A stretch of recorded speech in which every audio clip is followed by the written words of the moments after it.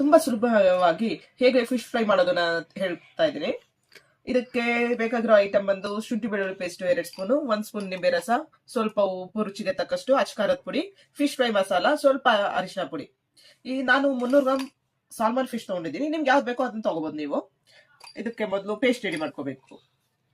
ಶುಂಠಿ ಬೆಳ್ಳುಳ್ಳಿ ಪೇಸ್ಟು, ನಿಂಬೆ ರಸ, ಎಲ್ಲ ಐಟಮ್ನು ಸ್ವಲ್ಪ ಸೇರಿಸ್ಕೊಂಡು ಕಲಿಸ್ಕೋಬೇಕು. ನೀಟಾಗಿ ಗಟ್ಟಿಯಾಗಿ ಪೇಸ್ಟ್ ಆಗಬೇಕು.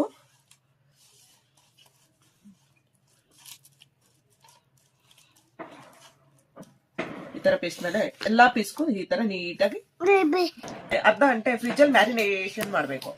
ಮ್ಯಾರಿನೇಷನ್ ಇಲ್ದೇನು ಫ್ರೈ ಮಾಡ್ಬೋದು, ಆದ್ರೆ ಮ್ಯಾರಿನೇಟ್ ಆದ್ರೆ ತುಂಬಾ ರುಚಿ ಬರುತ್ತೆ. ಈಗ ನಾನು ಅರ್ಧ ಗಂಟೆ ಫ್ರಿಜ್ ಅಲ್ಲಿ ಮ್ಯಾರಿನೇಟ್ ಮಾಡ್ತಾ ಇದ್ದೀನಿ. ಇದನ್ನ ಈಗ ಮ್ಯಾರಿನೇಟ್ ಮಾಡಿ ಅರ್ಧ ಗಂಟೆ ಆಗಿದೆ. ಈಗ ಇದನ್ನ ಒಂದು ಪಾನ್ಗೆ, ಕಾದಿರೋ ಪಾನ್ಗೆ 2 ರಿಂದ 3 ಸ್ಪೂನ್ ಎಣ್ಣೆ ಹಾಕಬೇಕು. ಆಮೇಲೆ ನಿಧಾನವಾಗಿ ಒಂದೊಂದೇ ಪೀಸ್ ಹಾಕೊಂಡು ಈ ತರ ಹಾಕಬೇಕು. ಹಾಕ್ಬೇಕಾದ್ರೆ ಸ್ವಲ್ಪ ಫ್ಲೇಮ್ನ ಲೋ ಮಾಡ್ಕೋಬೇಕು.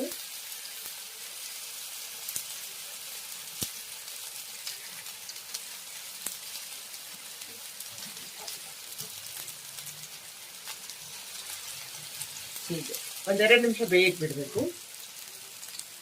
ಈ ತರ ಫ್ರೈ ಆಗೋ ಟೈಮಲ್ಲಿ ಸ್ವಲ್ಪ ಕರಿಬೇವು ಸೊಪ್ಪು ಹಾಕ್ಬೇಕು. ಇದು ಫ್ಲೇವರ್ಗೆ, ನಿಮ್ಗೆ ಇಷ್ಟ ಇದ್ರೆ ಹಾಕ್ಬೋದು, ಇಲ್ಲಾಂದ್ರೆ ಹಾಗೆ ಮಾಡ್ಬೋದು, ಬಟ್ ಹಾಕಿದ್ರೆ ಚೆನ್ನಾಗಿರುತ್ತೆ.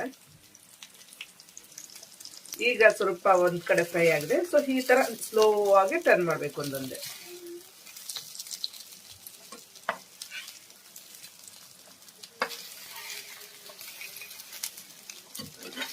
ಒಂದು 5 ನಿಮಿಷ ಹೀಗೆ ಫ್ರೈ ಮಾಡಬೇಕು.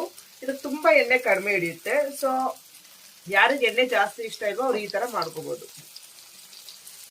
ಈಗ ನೋಡಿ, ಇದು ಫಿಶ್ ಎರಡೂ ಕಡೆ ನೀಟಾಗಿ ಬೆಂದಿದೆ.